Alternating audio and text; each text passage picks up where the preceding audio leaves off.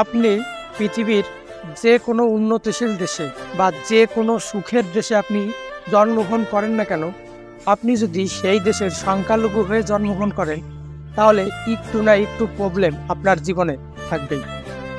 আমরা যারা বাংলাদেশের সংখ্যালঘু আছি, আমাদের যে প্রবলেম নাই এই কথাটা যারা বলে আসলে তারা সংখ্যাগুরু, তারা সংখ্যায় বেশি, তারা সংখ্যালঘুর কষ্ট বা সংখ্যালঘুর পেইন তারা কখনো পায় নাই, যে কারণে তারা বুঝবে না একটা সংখ্যালঘু কত ধরনের প্রবলেম ফেস করে, একটা সংখ্যালঘুর ভিতর কি কি যায়। আমি একটা সংখ্যালঘু, আমি বাংলাদেশের সংখ্যালঘু হিন্দু। আমি বুঝি যে আমরা আসলে কত ধরনের প্রবলেমের ভিতর দিয়ে প্রতিদিন যাই, আমরা কত ধরনের বৈষম্যের শিকার প্রতিদিন হই।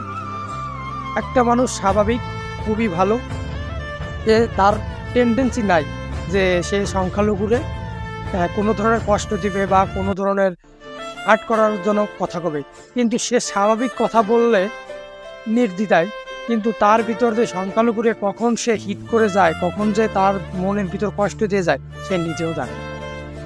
বাংলাদেশে 5 আগস্টের পর থেকে এত পরিমাণ সংখ্যালঘুদের উপর হামলা নির্যাতন হয়েছে যা বাংলাদেশের কোনো মিডিয়া এখন পর্যন্ত সেইভাবে দেখায় নাই। এর কারণ হচ্ছে বাইরের দেশে বাংলাদেশের ভাবমূর্তি নষ্ট হবে, বাইরের দেশ জেনে যাবে যে বাংলাদেশে সংখ্যালঘু নির্যাতন হয়, যে কারণে এইটা আজকে প্রথম এটা কিন্তু না, এটা আরও যখন বর্তমানে বাংলাদেশে তো সোশ্যাল মিডিয়া খুবই ভালো, খবরের মিডিয়া অনেক ভালো, অনেক ভালো ভালো চ্যানেল আছে।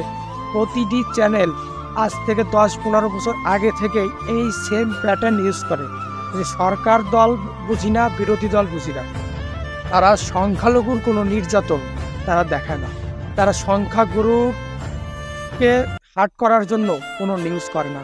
তারা জানে যে আমরা 10% সংখ্যালঘুর পক্ষে যদি নিউজ করি তাহলে 90% সংখ্যাগুরু আমাদের এন্টি হয়ে যাবে, আমাদের খারাপ মনে করবে, যে কারণে প্রতিটি চ্যানেল এই থিওরি অবলম্বন করে। সে যে সরকারি ক্ষমতায় আসুক না কেন, সে আওয়ামী লীগ হোক, বিএনপি হোক, জামাত হোক, ডোন্ট কেয়ার, তারা একটা জিনিসই ফলো করে, সেটা হচ্ছে সংখ্যালঘু 10%, সংখ্যাগুরু 90%।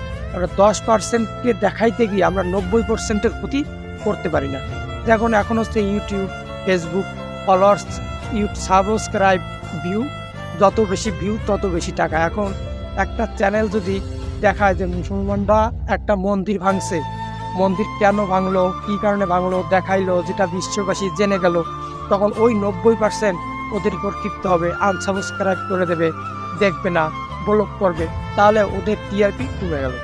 সোজা কথা, 10%-এর জন্য কথা বলার মতো বাংলাদেশের কোনো সোশ্যাল মিডিয়া নাই, কোনো চ্যানেল নাই, কোনো ইনফ্লুয়েন্সার নাই।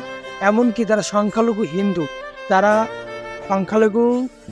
যারা কন্টেন্ট ক্রিয়েটর, তারাও নিজের ধর্মের জন্য, নিজের অধিকারের জন্য কখনো কোনো কন্টেন্ট তৈরি করবে না।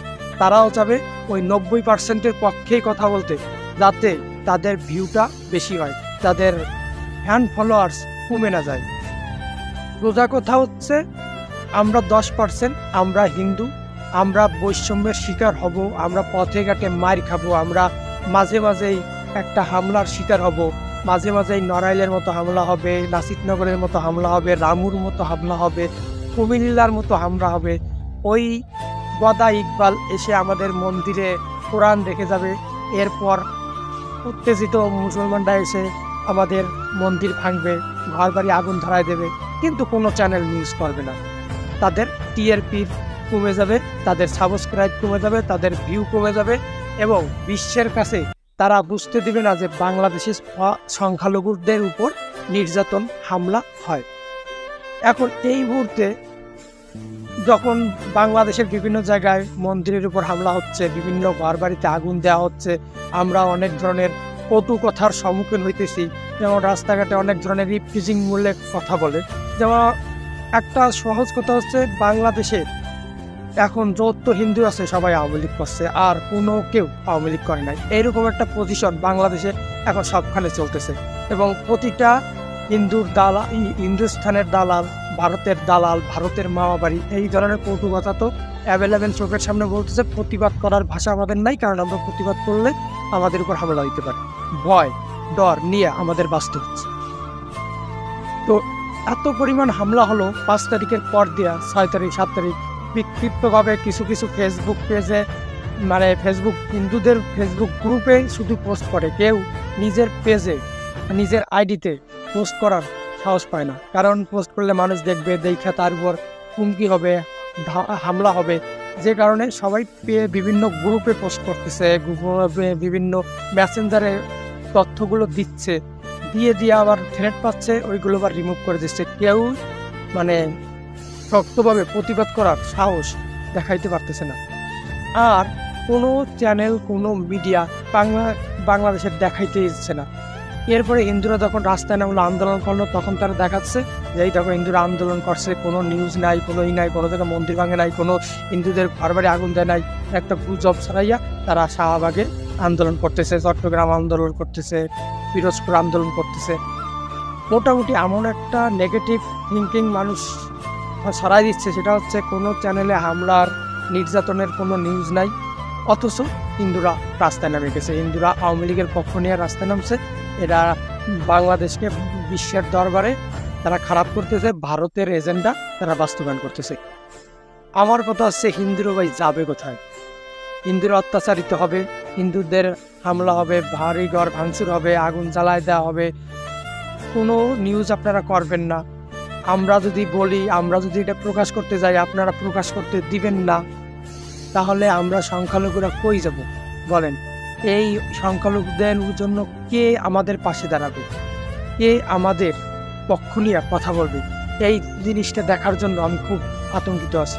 এরপরে আমাদের সংখ্যালঘুদের ভিতর তো দালালে ভরপুর। মনে করেন এখন যে সমস্ত সংখ্যালঘু হিন্দুরা আছে, বিএনপির সাপোর্টার, বিএনপির পক্ষে যারা সারা জীবন বিএনপি করে আইছে, এই নিপুণ রায়টায় আছে, গায়েশ্বর চন্দ্র রায় আছে, তারাও হিন্দুদের পক্ষ নিয়ে একটা কথা বলবে না, তাদের দলের কাছে বলবে না যে হিন্দুদের উপর অত্যাচার হচ্ছে। বিরোধী দলে থাকলে দুই একটা কথা বলবে, কিন্তু তখন পক্ষে থাকবে, এখন যেহেতু বিএনপির পক্ষে, তারা বলবে যে কোনো হামলা হয় নাই। রবীন্দ্রচন্দ্র পরমাণিক দাদা এর আগে কিন্তু অনেক প্রতিবাদ সে করছে, এখন সে করবে না, কারণ এখন তার স্বার্থ আছে। মোটামুটি হিন্দুদের জন্য আসলে কেউ নাই, হিন্দুদের ভালো কেউ চায় না। আর তাই যারা অত্যাচারিত হচ্ছি, যারা অত্যাচারিত হওয়ার সম্ভাবনা আছে, আমাদেরই আওয়াজ তুলতে হবে, আমাদেরই সবাইকে এক হতে হবে এবং সংঘবদ্ধ হয়ে আমাদের এই আন্দোলন চালায় যেতে হবে। আমাদের 8 দফা দাবি যাতে সরকার মেনে নেয়, যেহেতু এখন ডক্টর মোহাম্মদ ইউনূস কোনো দলের না, তিনি একজন নিরপেক্ষ, তার কাছ থেকেই আমাদের দাবি আদায় করতে হবে। এ যদি আমাদের দাবি না মেনে নেয়, তাহলে আমাদের আরও কঠোর আন্দোলন করতে হবে, কিন্তু ইউনূস ছাড়ি হচ্ছে আমাদের একমাত্র দাবি আদায় করার মতো বেস্ট অপশন, সঠিক অপশন।